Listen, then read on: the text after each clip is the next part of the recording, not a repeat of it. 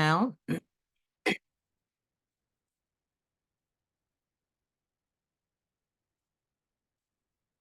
so good morning, everyone, and welcome to today's New York City VOAD monthly meeting. My name is Ayo Harrington, and I am the Vice Chair of New York City VOAD and Co-Chair of LES Ready in the Lower East Side. I'm joined here today with all of you, but New York City VOAD Co-Chairs Racine, Lee Dross, and City Harvest, of City Harvest, and Zach Hodgson of the Salvation Army, who I thank for giving me this opportunity to facilitate this meeting. So thank you both. So we're going to be focused today on the intersection between African history and the early New York City, and the challenges faced by today's African asylum seekers also in New York City today. For those of you who are new to joining us, New York City VOAD was founded in 1997 and today is a coalition of 47 nonprofit, faith-based government organizations working together in the area of response, recovery, and preparedness, of course. So from the blackout in 2003, the Haiti earthquake in 2010, Superstorm Sandy in 2012, to the COVID-19 pandemic, the coalition has activated in response to man-made and natural disasters many times. Every month, but especially this month, Black History Month, we want to take time to emphasize and highlight our work and principles by which we operate.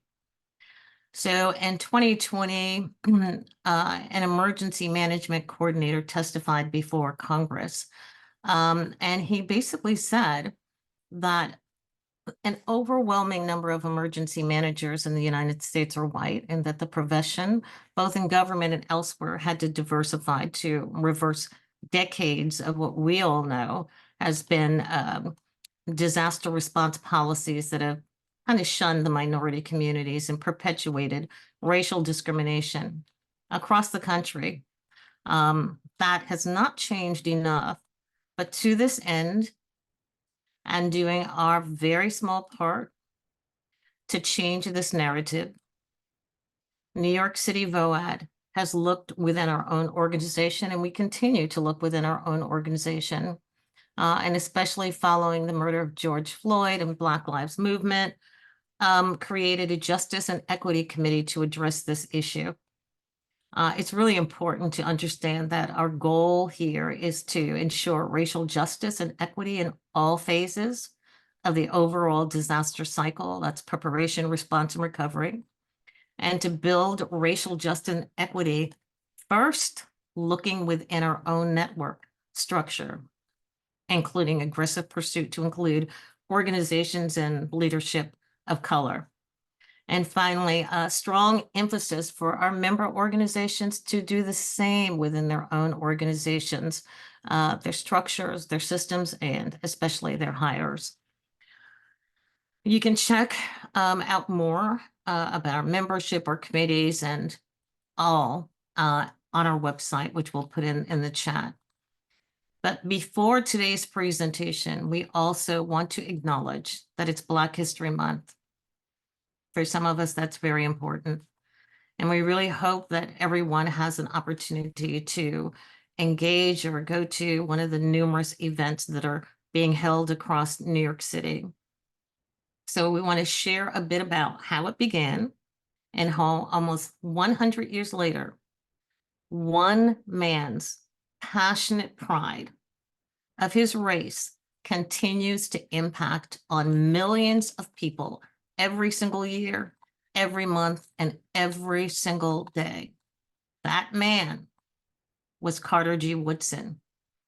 Known as the father of Black history and of Black History Month, he was a scholar whose dedication to celebrating the historic contributions of Black people led to the establishment of Negro History Week in 1926 and grew into Black History Month in 1976. So as written by the NAACP, Mr. Woodson overcame early obstacles to become a prominent historian and author. Born in 1875 to illiterate parents who were former slaves, his schooling was erratic. He helped on his family farm when he was a young boy, and as a teen worked in the coal mines to support his father's income. But hungry for education, and largely self-taught. By the age of 17, he didn't enter high school until 20. He finished very quickly. And then he worked as a teacher, a school principal, before obtaining a bachelor's degree. And after graduating from college, he became a school supervisor in the Philippines and later traveled throughout Europe and Asia teaching. In addition to earning a master's degree from the University of Chicago, he became the second Black American after W.E.B. Du Bois to obtain a PhD degree from Harvard University. He joined the faculty of Howard University, and right here I want to shout out to my father, who's long passed away, who attended Howard U. But he was never satisfied, Mr. Woodson. He believed that African-American contributions were overlooked, ignored, and even suppressed by the writers of history textbooks and the teacher who used them. And some believe that that is the case today, especially in today's political climate. His devotion to document and teaching the history and contributions of Black Americans resulted in him founding the Association for the Study of Negro Life and History in 1916, and was expressed through several books he authored. Chief among them, way back then, was A Century of Negro Migration, which traced the migration of Southern Blacks in the North and the West in a study and vivid account of decades of harassment, humiliation, hope, and many, many achievements against the odds. So thank you to Mr. Carter G. Woodson. Our struggle definitely continues. So now to our speakers. Unfortunately, Kamau Ware of Black Gotham will not be joining us due to the unexpected and sudden family death, and is now preparing to travel to Africa for the homegoing celebration, with our condolences. We'll put his website in the chat, and you can learn more about the incredible work that he does to tell the history of Africans in early New York. There are a lot of stories, like the other side of Walsall Street, but a very important one that he tells, and I'm not sure that everybody knows that New York City was the nation's first capital. And it set the tone for generations. Its policies and laws set the tone for generations to come, to intentionally replace the truth and with myth in order to justify institutional racism and inequality. And so we're going to talk a little bit about that with our speakers. So that said, I am pleased to welcome today's first speaker, Diane Enobabor, who is a PhD candidate in geography at the Graduate Center and whose dissertation project focuses on contemporary Black migrations through the Americas. She follows in the steps of Carter G. Woodson. She is also the founder of a former rapid response group, Black and Arab Migrant Solidarity Alliance, which organized to meet the needs of African and Arab asylum-seeking men in Brooklyn migrant sites. She's also author of a recently published report, which is how she came to our attention, called New African Migrants in New York, A Brief Inquiry. Currently, she is the principal of Africa is Everywhere, an initiative to help everyone in the profession scale up to meet the needs of asylum seekers. And we will all kind of be pretty jealous to know that she is joining us from her research location in Brazil. So we thank you so much, and we welcome you. The floor is yours. Thank you so much, Ayo. I really appreciate the invitation, and I'm so thankful to be in this space with everyone. I'm also sending my condolences to Kamau Ware. If you haven't had a chance to take one of his tours, the Black Gotham Experience, I highly recommend it.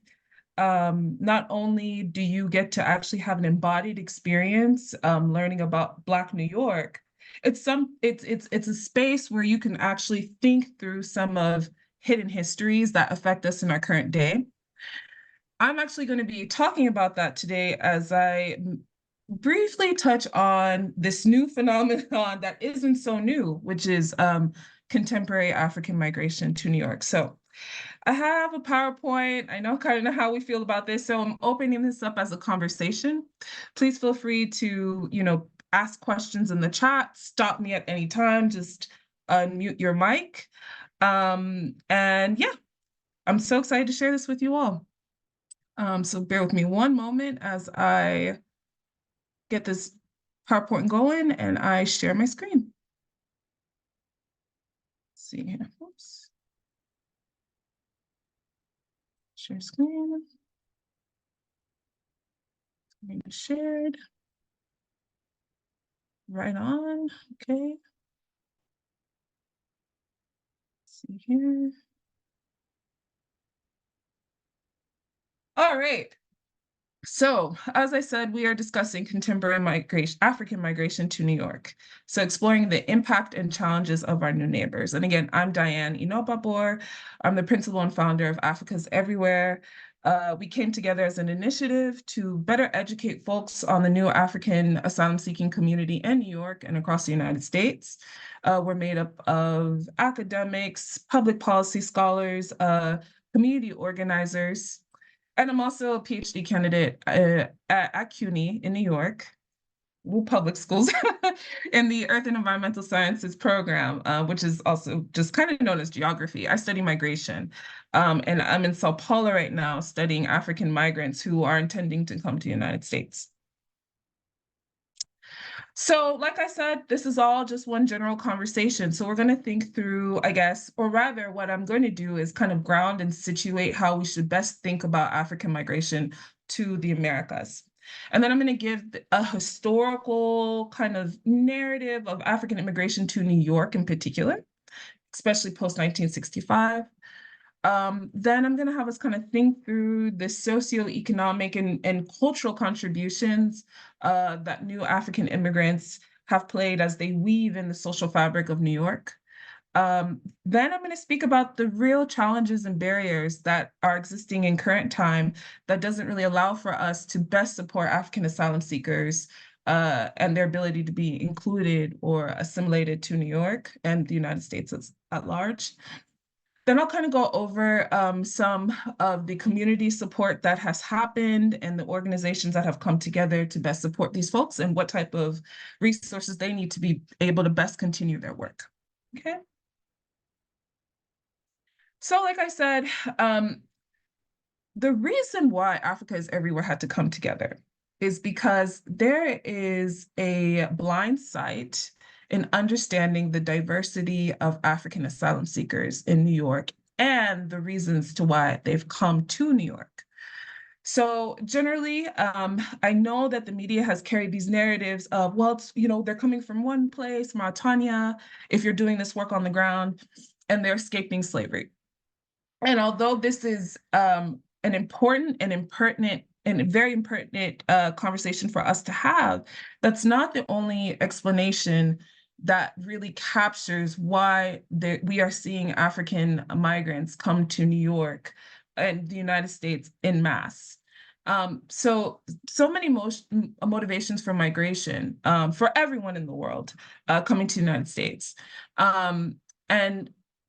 Just as other immigrant groups, African immigrants are looking for better economic opportunities, education, and refuge from political instability in their home country.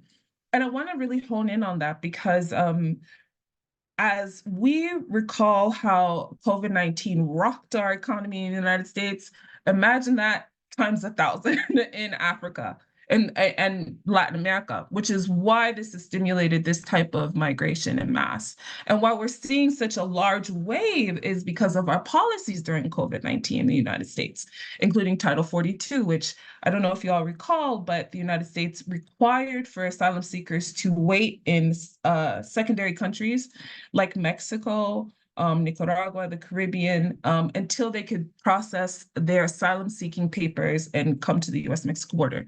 Now that Title 42 has been repealed, we see in mass people who have been waiting to come for years. And in particular for New York, why it's so attractive for new African asylum seekers is that there are historic neighborhoods that cater to the communities of the folks that are coming.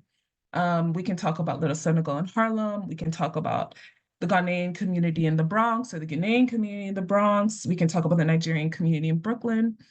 All of these spots play a role in helping new African asylum seekers best assimilate into New York and the United States.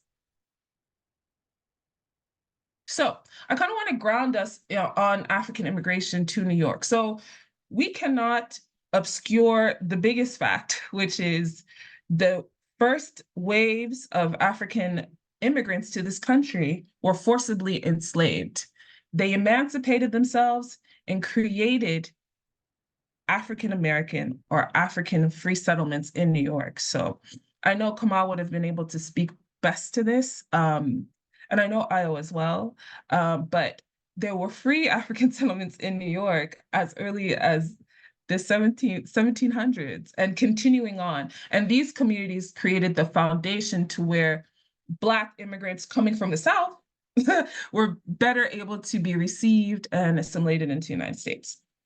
So now, if we're looking at the wave of African immigration, and so as I just posited this, the racial factor for African immigrants stemming in this country from being enslaved, them being emancipating themselves, as I say, and the legacies of other folks coming from the African continent means that the United States had taken a step back in actually reconciling who was coming from the continent. So we actually don't have data of full succinct data of who came from what country post 1965, really prior to 1965 and really prior to 1980. It was rare for the US to actually count who was coming in from Black sub-Saharan Africa. It was just noted as African. And we all became one hodgepodge in terms of statistics and data for African immigration. Now, within that, there's these points of community and resistance that's built from that type of organization. So as you all see here, and feel free to put in the comments who you see, I have a group of critical Pan-African thinkers from the 1910s, 1920s, 1930s that came from all over the continent and the Caribbean and the United States. So you see here Kwame Nkrumah, you see John Henry Clark, you see Nnamdi Azikiwe, who was the first president of Nigeria.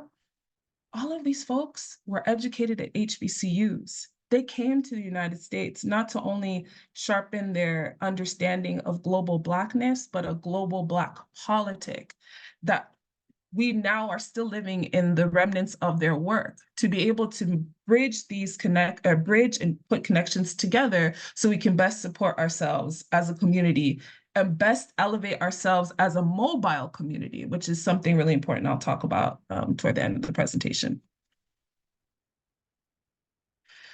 So in terms of thinking through workforce contributions to New York, because this is something usually at the top of everyone's mind when you think about immigrants, especially those who are undocumented and they're looking to come to the United States or New York to contribute to the economy.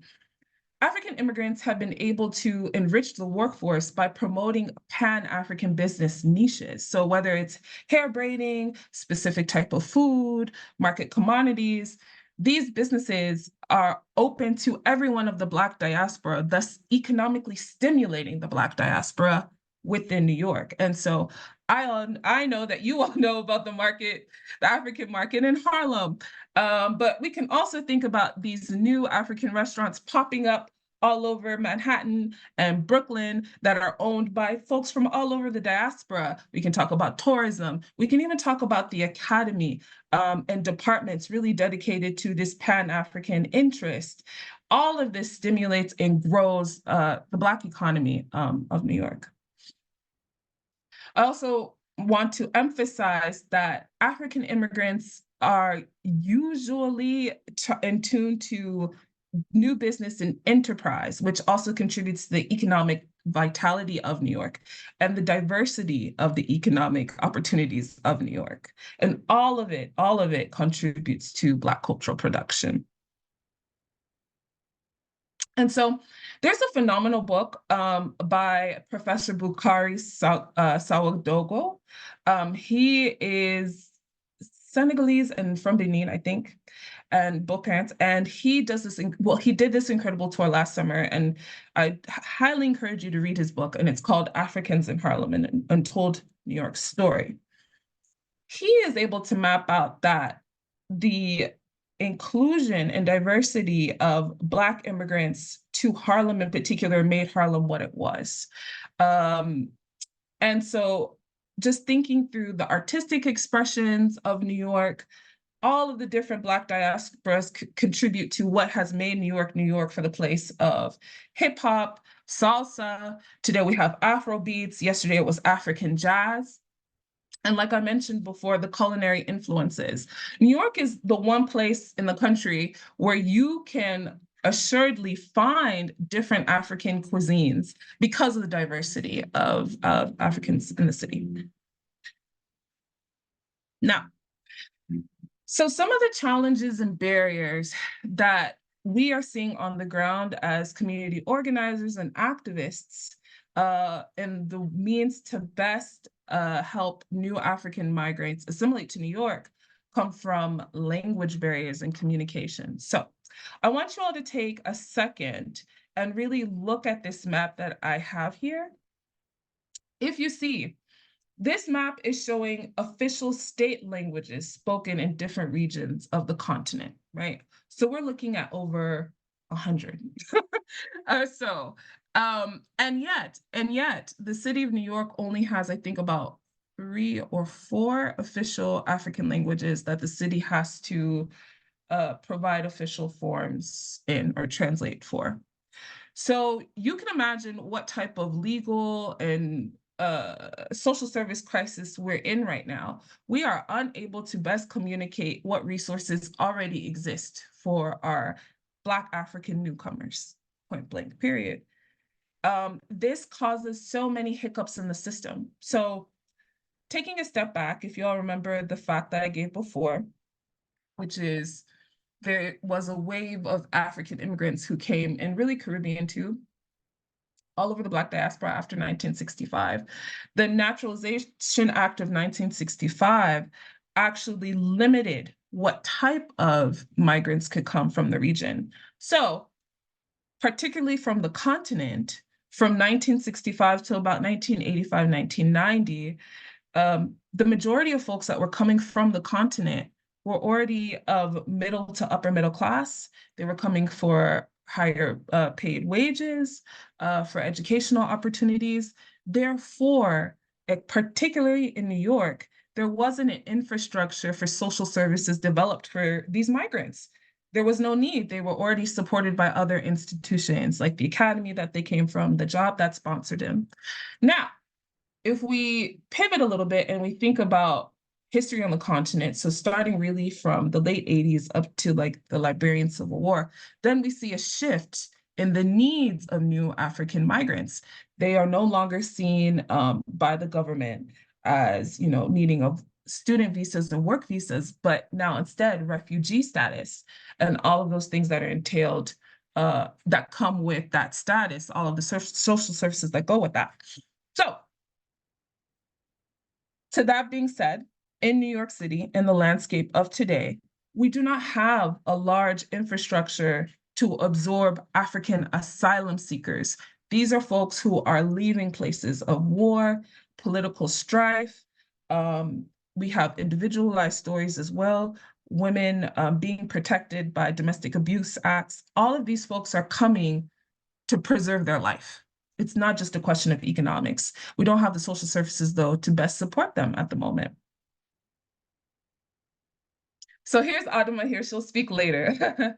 But so like I said, we have few organizations in New York community-based organizations, those are recognized by the city, that provide these support services and advocacy on behalf of the African immigrant population. Currently, as recognized by the city, we have African communities together who unfortunately has endured this pressure of having to support truly over, I think the number we have right now is 60,000 new African asylum seekers that have reached New York. That's impossible for one organization. And even within their desire to do it, they have constraints that don't allow them to provide as much service work as well. So organizations like Africana, with the support of political organizations like UndocuBlack, have kind of taken that step forward, have opened their doors to best serve new asylum seekers, not exclusively African, mind you, with direct support services. And at the moment, the burden that we're struggling with right now is getting some entity, whether it's municipal, state, or federal, to understand that this infrastructure doesn't exist, and everyone that's doing this support to support Black African migrants are at a threshold. We are really at a breaking point because no resources are being sent our way. We are being actively invisibilized with our needs to best support this community. So one difference I like to also uplift for folks, because I get folks tell me all the time, that's impossible. You don't have Little Senegal, you don't have this, you don't have that. I went to the African Festival last year. What do you mean? Yes, the role of these organizations in the past, these cultural centers in particular, was to fight xenophobia and racism at the same time. So organizations like the Africa Center, for example, their role has been to educate the population on just African diversity. That's one lane that is imperative, but it doesn't fit the role of direct social services. And this is really important because everyone on this call pays taxes. And so everyone on this call contributes to those services. And it's important to make sure that those services are accessible for all.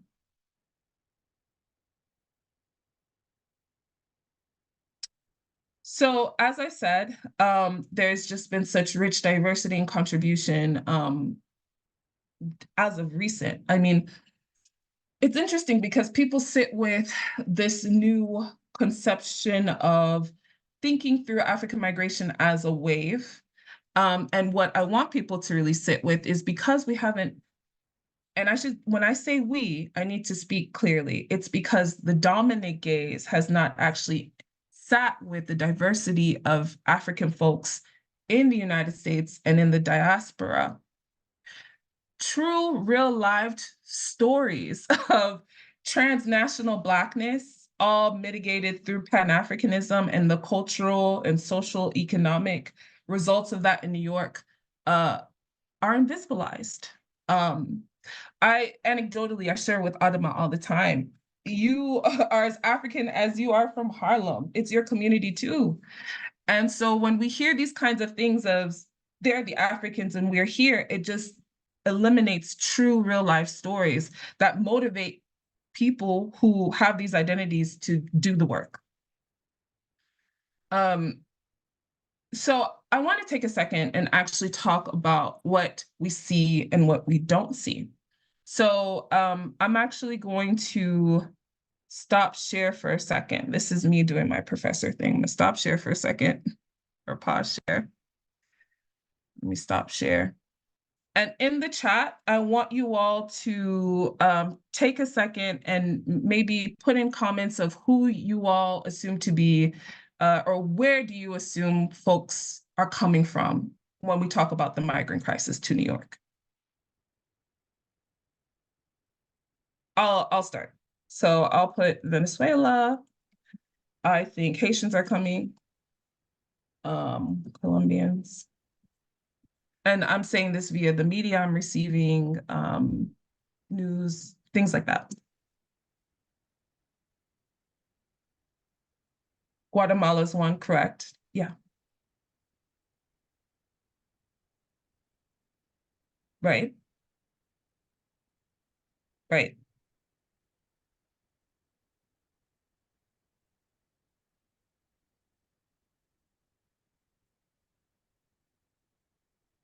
Exactly, Tanya. Right.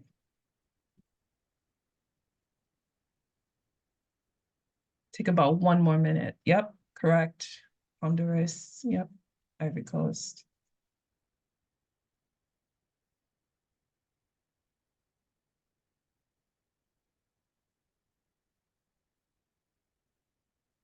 Angola. Yep. Turkey. Yep. Afghanistan. Yep. Ukraine. Mm-hmm. Mm-hmm. Mexico. Yep. Yep. So, correct. Well, yes, go ahead. Go ahead. China. China. Yep. Yep. Exactly. So I'm going to take a second with you all and first say to everyone, you're correct, and even more. Surely folks are coming from all over the world, but we only get a snippet of who is coming and why they're coming through the lens of US political policy. So some of the countries that you all mentioned, Cuba, Haiti, there is a historical relationship between those countries immigrating to the United States and US foreign policy. But I'm going to take a second because within all of the countries that you all mentioned, there is a critical conversation to have around race, racism, and what I call, and others too, Afrophobia when we're talking about folks coming from the African continent. So I'm going to go back and share my screen with you all. And I'm going to show you all 2 videos. So bear with me 1 second. All right. So first, I am going to share just a couple of minutes of African and Middle Eastern migrants that are at the US-Mexico border. I believe in both videos, they're in Eagle Pass, Texas, okay? And what I want you all to pay attention to are the questions that they're asked, especially around asylum, and how they're even being spoken to via tone, whatever, things like that, okay? About 150 migrants at this. Survive no more. We're afraid of dying out of food. Between slates of the border wall. Sorry about that. West of the San Isidro port of entry, hands desperately reach for food and water between slates of the border wall. Some migrants say they were held here for days, fearing for their lives. We run out of food. There's no medications that we're having.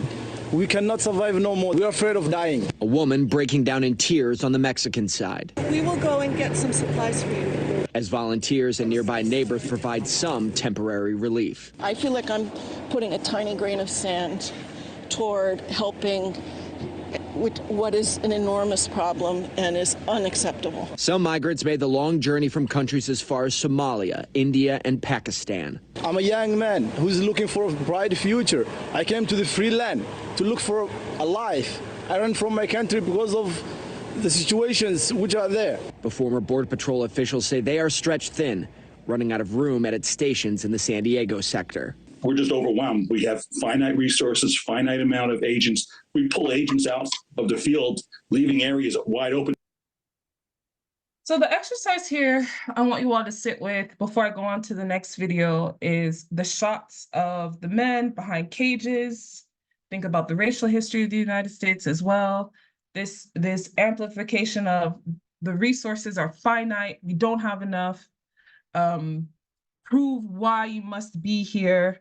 Then having folks, including that woman, as you saw, relive traumatic experience to plead her case for asylum, not to the United States, but just to a reporter. And I'm going to show another video.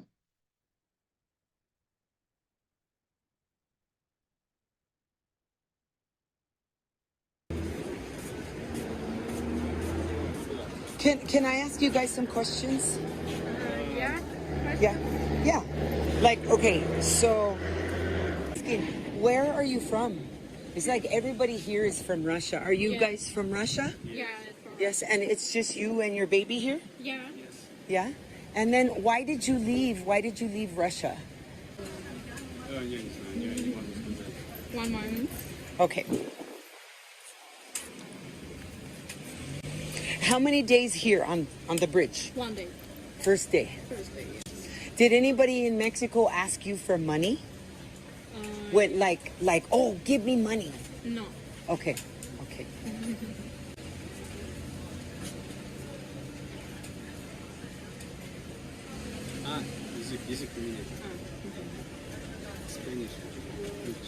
We don't support our president's policy. You don't support your president's policies. So did you come to America to ask for political asylum? Yeah. Okay. And it's just you two. Do you have family over there? Yeah. You have some family? Do you know what state you're going to? What city you're going to? Going to Chicago. Chicago. Okay. Well, I pray you guys get there safely. Yeah. Okay? All right. All right. Thank you. I come, a lot of Russians stay for many days. So I come to Mexico 2 times. So I'll just stop there. And I'm actually going to let you all chat. So tell me what the differences between these 2 videos are. Clearly, we're seeing this issue with racial discrimination, but I want you all to really sit with who was being asked, what, the cadence, the tone, and I'll check. We'll start back up. We'll just take 1 minute. Please express how you feel. I'm gonna jump in because it kind of brought tears to my eyes because it's a revisited, refelt trauma. And so the glaring difference is that the people of African descent were caged, you know? Yes. And the people who were Caucasian were not. They were just sitting leisurely, not worried about food, not worried about, their reception, no guards or anyone surrounding them. And yeah, it is known. It's not surprising, and it's really heart-rendering. Anyone else? Thank you, Ayo. I'm seeing Shia Johnson, more compassion was shown to the Russian immigrants, correct? Lori said, totally different approach, absolutely. And Deek mentioned, as you're saying, Ayo, the being caged, enslavement, yep.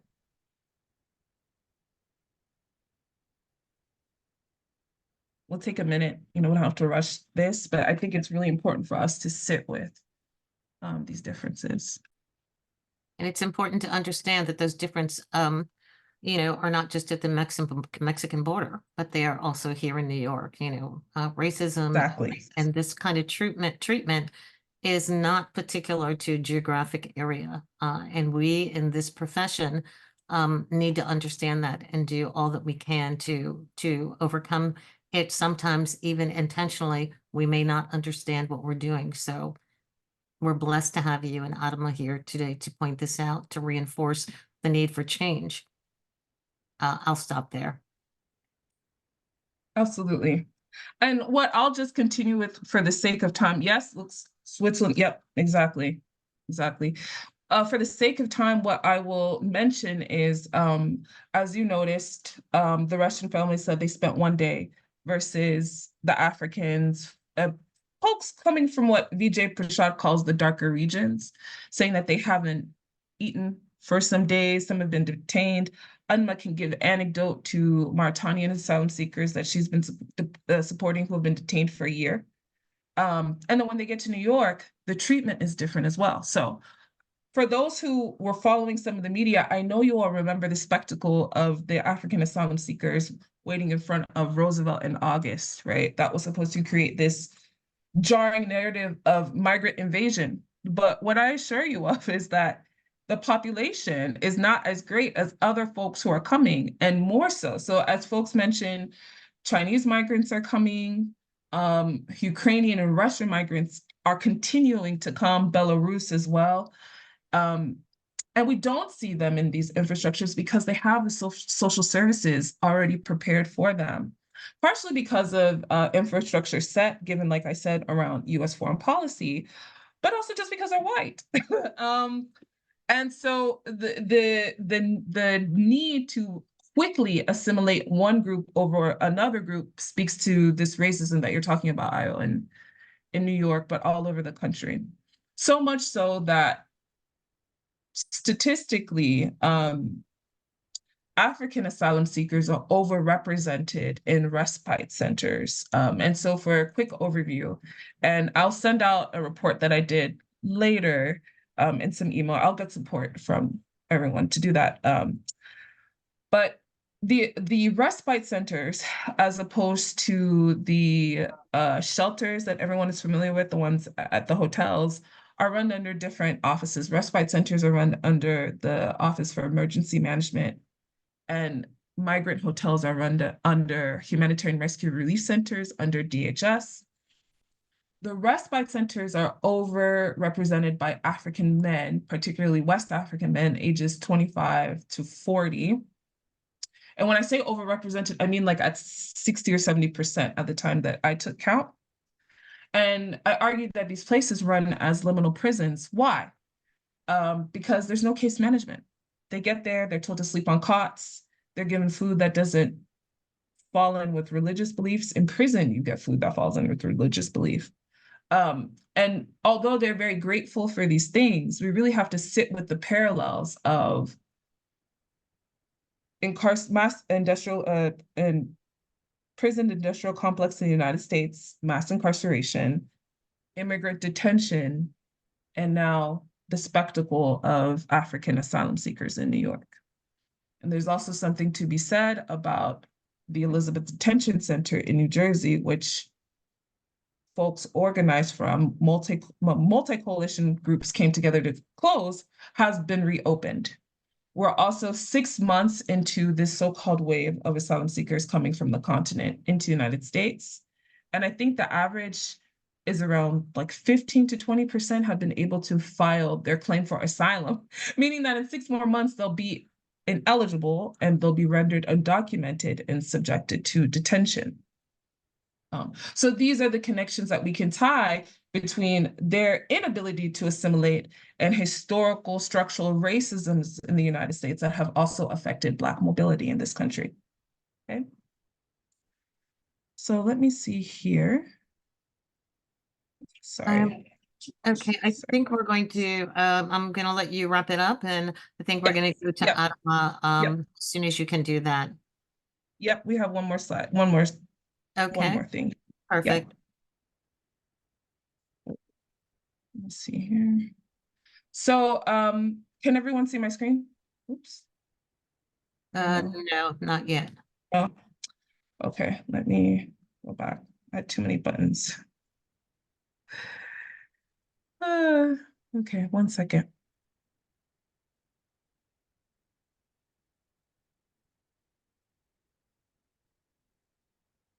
Okay, there we go. Let me go here. Sorry about that.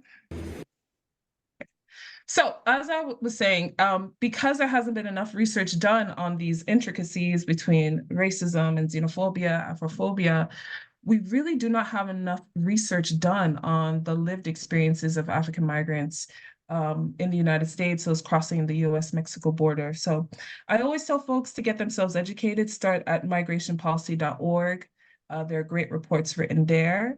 I'm part of a mutual aid group that started after the collective I founded, BAMSA, called BCF Migrant Mutual Aid. We started at a farm at Bushwick City Farms, and we offer ESL courses. Africa is Everywhere is a new initiative, so we are building our online presence.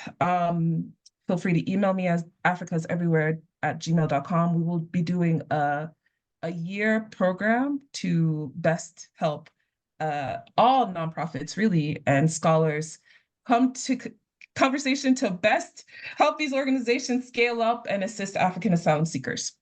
And of course, the website for Africana, which is where I based a lot of my report from. The work that Adama does there is incredible, and she'll speak more about that shortly. Thank you so much for this time. I hope you all found this presentation impactful, educational. I am so open to any critiques, suggestions, advice. This is a conversation that I hope continues in many different spaces. Thank you so much. Thank you. This information was information that we don't get every day, with an emphasis on racism and the differences in which and the ways in which people are welcome to our country, and also to the city of New York, and also to certain neighborhoods in New York. So I'm going to move on to our next speaker. She is no stranger to the disaster community. Adama Bah is a writer, author, an immigrant rights advocate, and so very much more. She came to the United States in 1990 at the age of 2 from Africa and attended public schools. And at 16, her whole world changed. The FBI raided her apartment, handcuffed her along with her father. She was detained, told she was illegal. Her father was deported. Adama was allowed to stay, but forced to drop out of school and support her family. And now she tells her story, which is really traumatic, to call attention to the plight of others, including our recent asylum seekers from Africa. And because she has been greeting and helping asylum seekers for many, many, many years, she was among the first to understand the magnitude and the need of asylum seekers arriving at Port Authority and elsewhere over the past 2 years to our city. And in the wake of such activity, Adama leveraged over 18 years of experience working on behalf of the migrant communities to form Africana. To tell us more about her personal experience and the work that she is doing, friend to New York City VOAD and my very special sister lady, Adama Bah, welcome. Thank you so much, Diane. That was an amazing presentation. Thank you so much for always highlighting us and the amazing work that you do in Brooklyn. So I'm going to go briefly because I already explained a little bit about my story, but I came at 2. But at 16 years old, the FBI arrested me and accused me of being a potential suicide bomber. I was never charged with anything, but I had to face immigration, which is then being charged for overstaying your visa. So being charged for a suicide bomber and immigration is 2 different things. I was charged for overstaying my visa. My father came and did not tell us I was undocumented. My mother didn't tell me I was undocumented. I'm a mother now, and I understand why parents don't tell them kids things. We have to protect them, and they also have a very big mouth. And I think I would have been skipping around Harlem telling everybody I was undocumented. So I grew up in Harlem, where it's mostly a Hispanic and African American community. I knew I was different because, I went to school, and I remember the words that, when they would tease me, the words that they would call me, like an African booty scratcher. So I remember those phrases growing up, but it was fun. It was fun games at the time. Now that I'm a grown woman, I'm like, I can't believe they called me that. But I want to fast forward to the work that I do. I've been doing this work for 18 years. And oftentimes when I'm doing immigration work, I'm the only Black woman in that space. Black women are not listened to, not even Black men, when we're in this space advocating for immigration reform. We knew asylum and seeking asylum in this country was a mess before it happened. But you guys are now all seeing that asylum is how the process is ridiculous because of the crisis that we have. So that's why I spent 18 years advocating. So the first bus came in August 5th. And we got the call and we said the bus is coming. So myself and 5 other women were on the ground. We welcomed them with dignity, provided them food, and sent them to shelter. I was the only Black woman on the ground reading the buses. For a long time at Port Authority, I was actually the only Black woman there welcoming the buses. But the 4th, 5th, 6th, 7th bus started coming, and I was like, where are the Black migrants? And one thing I want to tell you guys about immigration is not just a New York thing, it's a global thing. So we are connected with people in South America, in Europe, and all over the United States. So of course, I picked up my phone and I started calling people. And the first thing I said is, where are the Black migrants? And they're like, well, hello to you too, Adama. How are you doing? And I'm like, okay, I'm fine, but where are the Black migrants?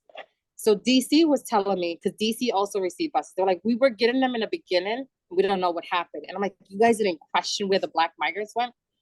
So slowly by slowly, I started calling every state. And then I went back to the source, Texas. I said, Texas, where are my Black migrants? Where are they? Where they're going? How can I understand this? How can I better support them? We found out the anti-Blackness that was happening at the border. So for Black migrants, they're held longer. And we're talking about weeks, months, even years. But for the Hispanic migrants, they were being released within hours, within 2 days, sometimes within seconds after passing through the whole security. But for Black migrants, they're held longer. Then they are then transferred to another detention center. So I'll give Louisiana, for example. Louisiana has a very huge detention center. They're held there and they have to pay a bond to be released. The highest I saw was 16,000, this higher. Black migrants then, when they're released, they have to wear an ankle bracelet. But in Louisiana, what was interesting is that they were just being dropped off in the streets. And they relied on the churches and the community there to pick them up and drop them off at the closest church and help them. For Black migrants, we followed a trail of how they were getting to New York. And we described it as the Underground Railroad because they were going from mosque to mosque or church to church until they arrived to New York City because they had no money and they had no resources.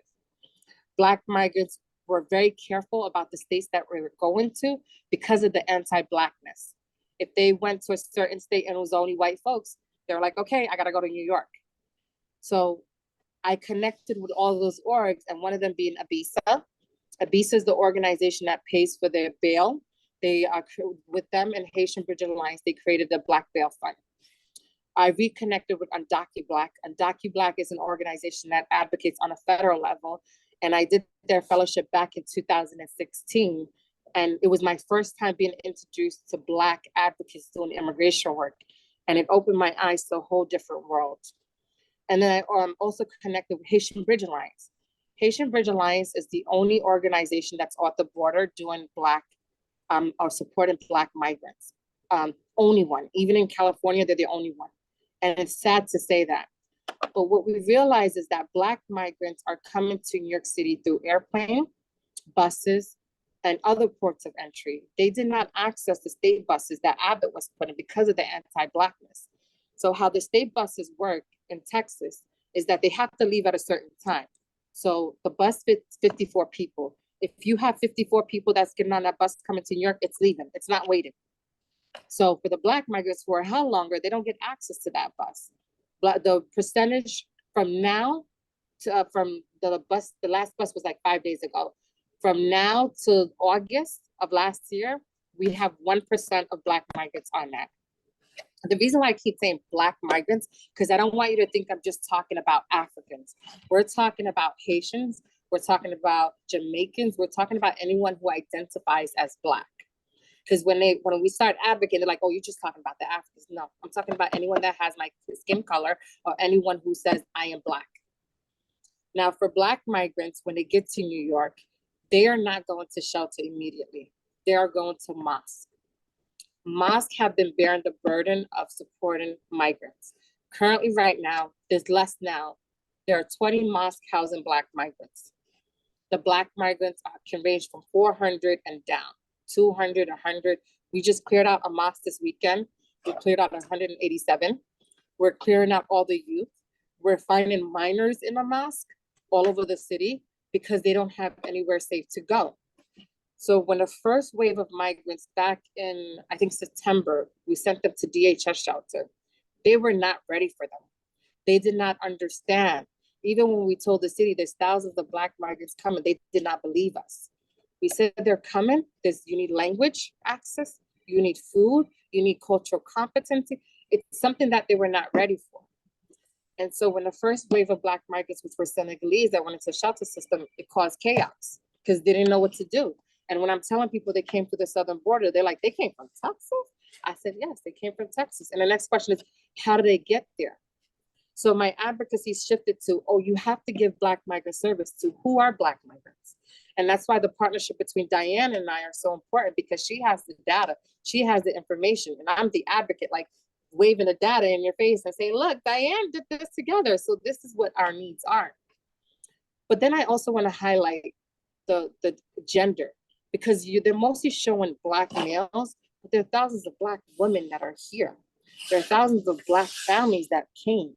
And so the services are not being given to them, especially the women who are pregnant, women who have been sexually assaulted in their journey who are not ready to open up about it. We have so many young women that are here who are in the streets and just relying on their mosques to help them and support them.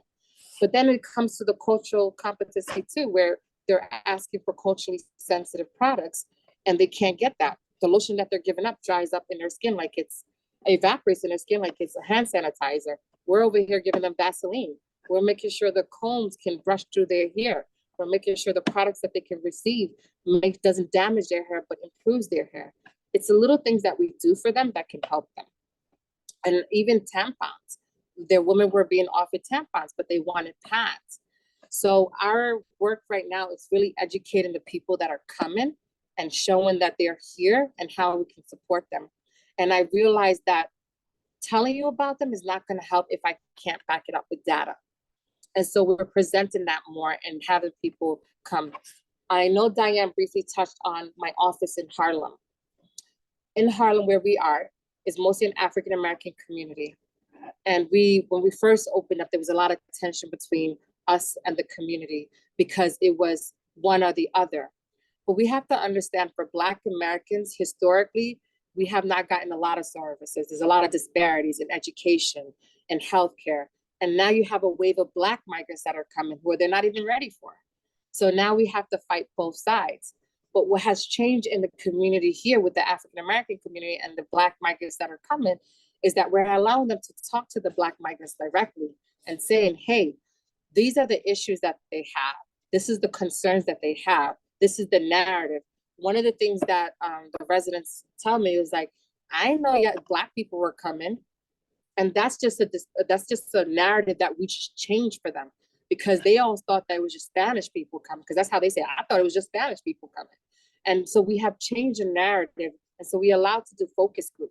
So we did a focus group in October, and we allowed asylum seekers who spoke English and the community residents come and talk to them. We gave out coffee, we ordered from Dunkin' Donuts, and we had a conversation. And I did not lead the conversations. I let the residents lead the conversation and ask them, where did they come from? And it was interesting to hear the response that they were having. And now the residents themselves bring down sneakers. They even yell at me when they see asylum seekers with no shoes. And I'm like, it's not my fault. It's Mayor Adams' fault. And we joke about it. So it's been a challenge, but it's about giving them a voice. And we have to recognize that there are thousands of Black migrants here, and they're not leaving. These are the newest New Yorkers. These are the newest Americans. And sooner or later, they're going to be renting from you. They're going to be shopping the same groceries as you are. But we're trying to integrate them into the community where there's no services. And we are overburdened because there's no one doing direct services for them. And I'll give you a good example.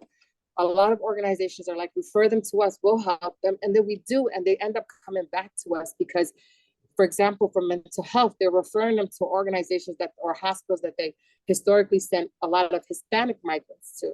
But these are Black migrants. The services are going to be very different. We don't go to that hospital. We as Black, in the Black community, we know which hospitals to go to. We know which dentist to go to. We can tell you, oh no, that doctor's not going to help you. Go here and see this lady. She'll take care of you. But that is because we are culturally aware of what's happening in our community. And we understand the disparities that we have to face. But also, as you can see, I'm a Muslim woman. So I'm also advocating on the Muslim side, listen, there are 1,000 Muslims here. The Muslim community also has to step up and advocate and assist. And this is why I keep saying immigration is a Muslim issue. It is a Black issue because we're lacking the service and resources in that area. And that community has been very silent. So we have to join together and advocate together because the disparities that they're facing is what we have historically faced in this country. And I'm often asked, are you African or Black? And I said, I'm Black. In my whole entire life, I've always checked, I'm Black. I'm nothing else. It's what I identify as, and we cannot question who we are. when they chose those identities. So I can go on forever. So I want to give time and space to ask questions. Thank you so much, Adama. Yeah, I mean, when you're Black, you're Black. And I guess when I first came to New York decades ago, I understood that very clearly as I tried to catch a yellow cab. They don't care what country you're from. If they don't want to take you because of the color of your skin, they just won't do that. And so we're going to open this up for questions. But before that, if you have not put your name and the organization or agency that you represent in the chat, please do so that we can keep track of who's joining our meetings. Adama, I was wondering if you could just share something that you told me, I think last week. When people are looking for interpreters, right? You have some, that are available. And can you just explain how you use some of them who have been here for quite some time, like over the past year? I think it's important for our organizations to know that this is available. Sure. So we are honestly translating for so many sites right now. And the reason why is because people don't understand the type of languages that are coming. So I speak Polar, so I'm able to translate Polar. But for Mauritanians and Senegalese, Polar is spoken all over Africa. But depending on what region it is, the dialect is very different. So for Mauritanians, they have a little bit Arabic and French mixed in their Polar. In Guinea, ours is mixed with French and Maninke, which is the language I spoken. For Senegal is mixed with Wolof. And so when we're translating, we're realizing that they're choosing translators that just speak the language, but are not from that region. So it's causing a lot of confusion. So we provide translators here, and we had a small grant where we were paying asylum seekers to be translators. Asylum seekers that are coming speak six, seven languages. There's one guy who speaks 15 languages, Watado. He's now resettled to another state. But when I was talking to him and asking him, why did he learn 15 languages? I learned that Watado was going to be a famous soccer player, but was injured. But the way he coped with his Blackness or survived in all these anti-Black countries he went to was to learn the language. So he learned the language in all Russia, all the places that he went. And so that's how even Spanish, when he was doing his journey in South America, he learned Spanish and actually stayed there for a long time and started a family and actually left his family to come to New York. But we translate for all the sites, and we're doing it for free because we don't want to, but if we don't do it, who's gonna do it? How are our people gonna get the information in a correct way? How are our people gonna get the services that they need and deserve? And when we translate it, we make sure that they understand. We do it in a cultural way, in a way that they can understand it. So right now in my office, we have a Wolof, an English speaker. He's from Senegal. He speaks 6 different languages and actually worked in his embassy back home. He's phenomenal. So he should be working at the UN here. He should be be able to move on with his life. But unfortunately, he's not, because it's been so hard for him to get an asylum application in. So, from your lips to the ears of funding sources, or any that we know, it's great to volunteer in this profession, but it's even greater, if you can earn a salary that helps you to do so effectively and not at the, expense of your own health and mental well-being. So let's keep that in mind. Is there anyone who has any questions for our speakers? You can just jump in.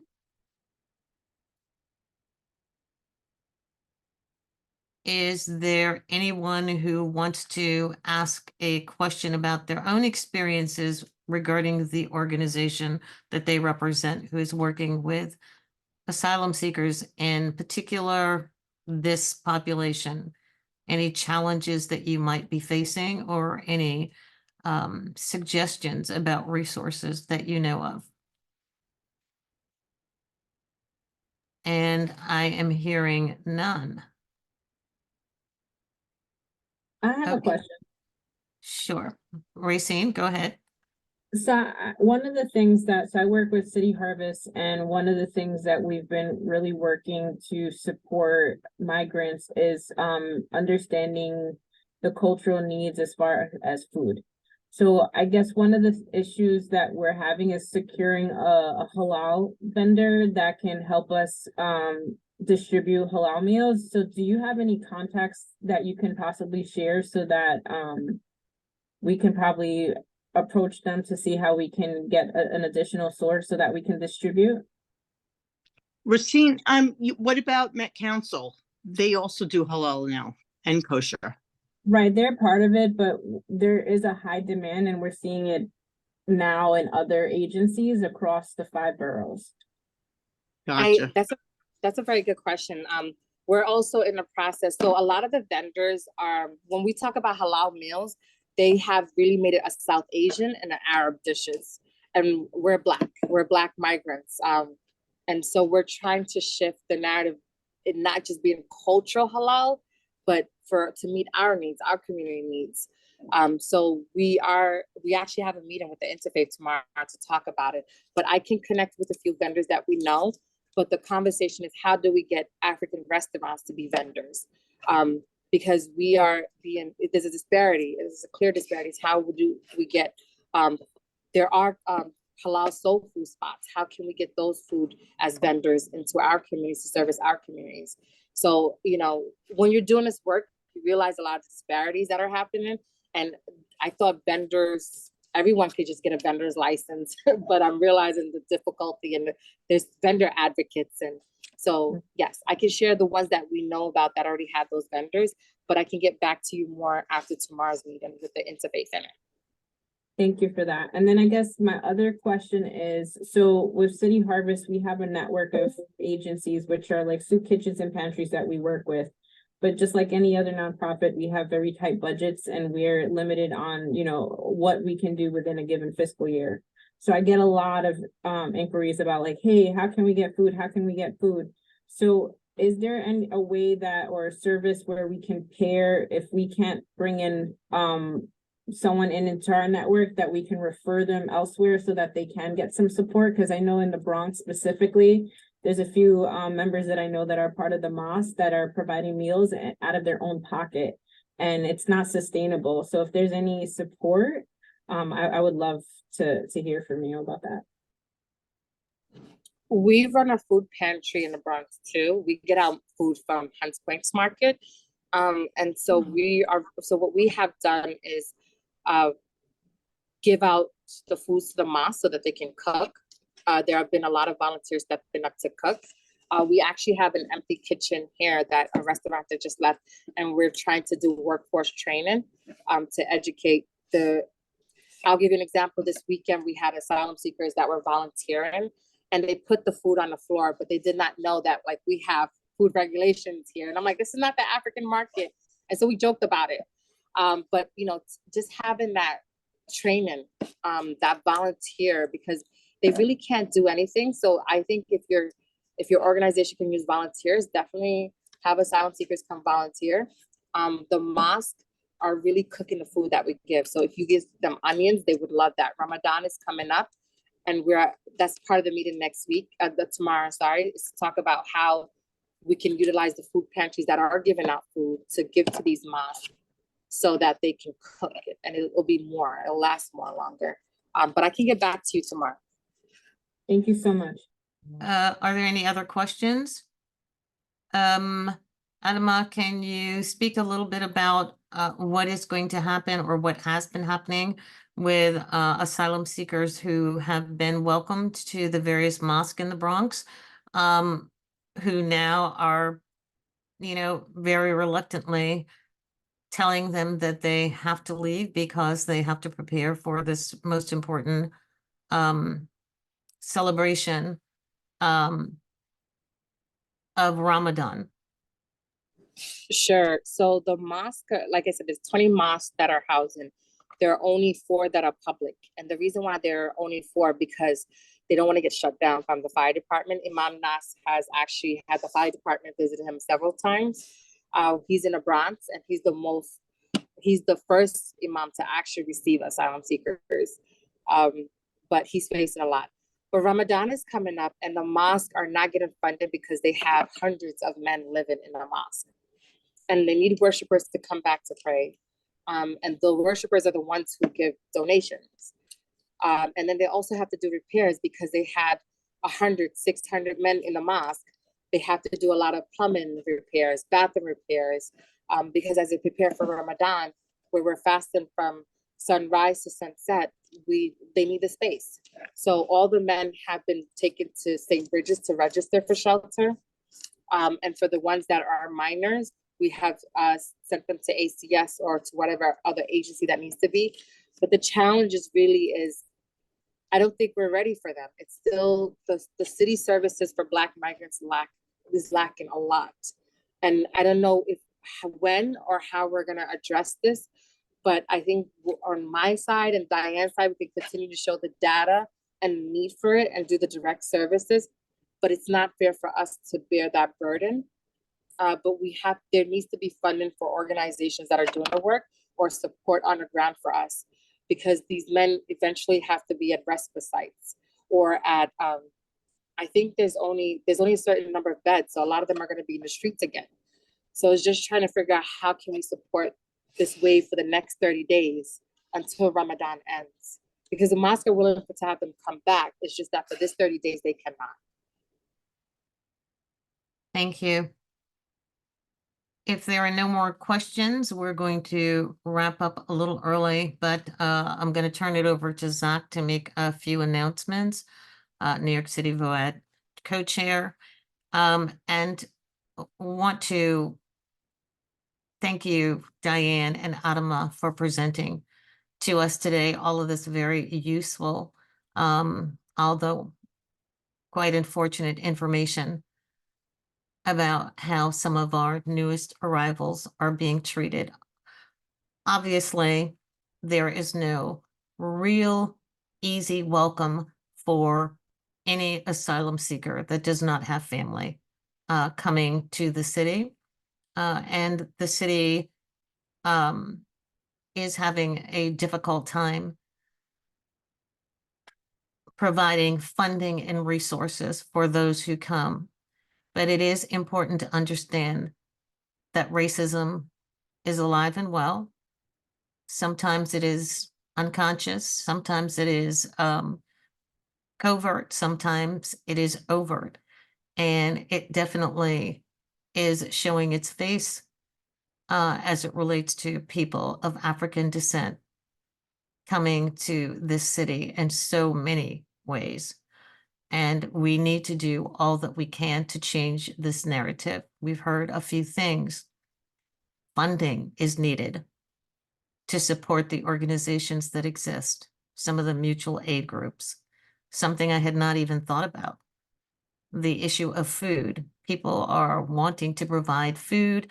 Some people are starting groups. They're taking food out of their own kitchens and are very well-meaning, but do not understand that this is not food that some asylum seekers will eat for religious reasons and other reasons. So that said, the idea of one of us, some of us, working with Adama and Diane to cause the city to approve restaurants that cook African food, halal food, to become vendors to provide this service is just one example of how we might help. But looking within our own organizations, as New York City VOAD did a few years back and continues to do so, to determine whether or not we are being inclusive and focused on the cultural competence needed to help the people who arrive at our doors is very important. So I want to thank you all for joining us today. We will be putting this up on YouTube, and we will be sending out Diane's report. Contact information, of course, for everyone is in the chat. You can grab it. And I'm going to turn it over now to Zach. Thank you all for joining us today. I'll just begin by adding my thanks to today's presenters and to Ayo. for good and useful perspective on the history and what's going on now, and how the two are very connected. So thanks for telling that story. I don't have much in the way of announcements other than to say, please look for announcement of our March general meeting. Our general meetings are always the second Wednesday of the month at 10 a.m. And we try to have these kinds of important conversations that are a good use of your time, I think, to be part of. I will say, and I hope he's okay with me putting him on the spot, but today we're joined for the first time by Greg Forrester, who is the new voluntary agency liaison for FEMA Region 2. I don't know, Greg, if you wanted to take a second and just say hi to folks. Sure. Good morning, everybody. And thanks for the presentation this morning and raising awareness is what's really going on within the city environs. I come from a VOAD background. I ran National VOAD for a number of years. Before that, I was with the United Methodists, ran their U.S. disaster relief, and have worked with New York City VOAD on quite a number of occasions. Just in this new role, looking at it from a different perspective, and hopefully I can help bring some resources to what you express as your needs. Thanks for having me. Thanks, Greg. Well, and sorry for putting you on the spot. I was just going to say welcome and thank you.